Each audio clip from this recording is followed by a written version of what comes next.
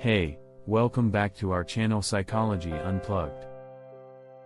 The fact that it's so common to have difficulty communicating any emotion other than happiness and good shows how little credit has been given to the emotional. Whole phrases like emotions are for the weak, and concepts like toxic positivity only further showcase this. We're admonished for being Debbie Downers, and advised to keep a stiff upper lip denouncing, ignoring, or avoiding negative emotions, which is likely some of the worst advice ever instead of integrating and maturing. We've chosen amputation, and since it's never been openly out there, most of us have little idea of how to deal with negative emotions, which are an integral part of being a whole person. As such, we need to learn how to care for ourselves, acknowledge this aspect, and teach ourselves how to react in a healthy way rather than be inactive or making it worse. Number 1. Acknowledge and accept your emotions. Seems simple enough to say I am angry and ashamed, so why does it stick in our throats?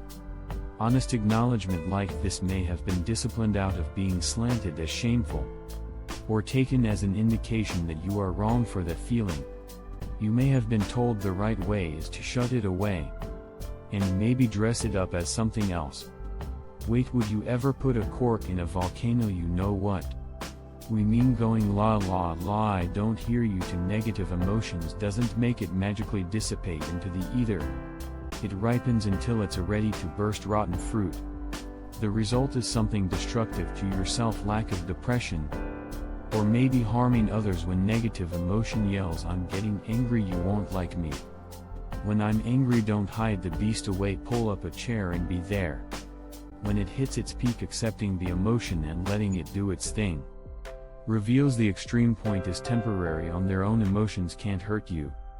That's what your reaction to them decides. This acknowledgement is the first fundamental step in the process on how to get a handle on the negative. Number 2. Practice self-compassion. Great, so negative emotions and I are talking and I feel like garbage. What now? Hey, now understand you're not the garbage, you are a completely valid whole being who deserves support. Confused, we understand you may have been taught that any show of negative emotion makes you a lesser person and deserving of support and love, and that is a lie. The concern and love you have for yourself is a real and important. Practice self-empathy. Self-empathy is not what I feel is more important than anyone else. It's a practice of being able to say I was wrong and I feel bad. This means that I'm capable of emotion, not stunted.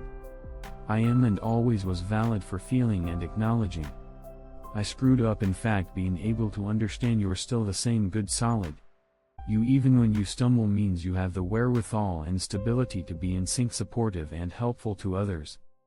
Number 3. Find an outlet. A healthy outlet to contrast when they lock it away and pretends. It's not that their method of dealing with negative emotions is practiced. This outlet mutates into a beast of addiction or other destruction. This is straight up not a good time with no good into the road. You may be saying, well, I still have to do something, I can't just let it hang out here forever. I want my couch back. Yes, we realize that an outlet is necessary. Here's actually where it can be fun if handled correctly. You get to do something that is enjoyable for you, to pick a good, healthy, feasible activity that makes you go, ah yes, good times, or simply release. It'll be an activity that leaves good vibes long after it's done, no morning after regrets, ideas. Get a massage, dust off your journal, or sweat it out with some exercise. Maybe relief and mediation if what you're dealing with is burns. With the hotness of 1,000 suns, get some alone time and scream into a pillow, alternating with watching cat videos. They can work too.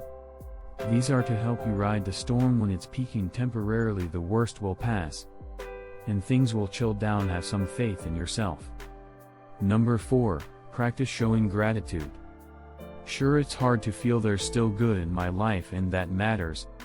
When you're sobbing into your ice cream or angrily screaming at your pillow, yeah, those good things are still there, and it helps to acknowledge that. Don't let negative emotions overwhelm you.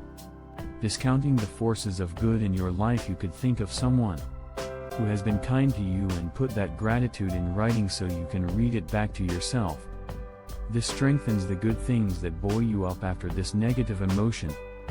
Houseguest has left you a mess to clean up. Bonus, you could even communicate that gratitude directly to the person. And now 2 people are feeling awesome. That's a 100 increase and massive gains. Number 5, improve your communication skills. We're gonna play Captain Obvious here in the department of redundancy. The important factor in communicating your negative emotions is communicating effectively. Communicating is so necessary and needed. It should be part of the school curriculum. It's needed every day for all of us who aren't planning to abscond to an isolated mountain cave for the rest of their lives. Instead, we're expected to just figure it out and punished early on for saying how we really feel. And never taught an alternative. We're just told not to feel it. This has resulted in a population who finds difficulty saying I feel this negative emotion without being thoughtlessly hurtful to others. If they say anything at all, if our emotions as a whole were accepted as part of the norm. We've all have learned from a young age how to perform the delicate dance of tact and empathy with our negative emotion dance partner. This enables you to explain your perspective and your experience without hurting the relationship. So that gruff gnarled curmudgeon who told you emotions make you weak, they make you soft. Well, it's likely expressing their own frustrations. The only way they knew how. We can learn to be better, contrary to what old Grumpy said.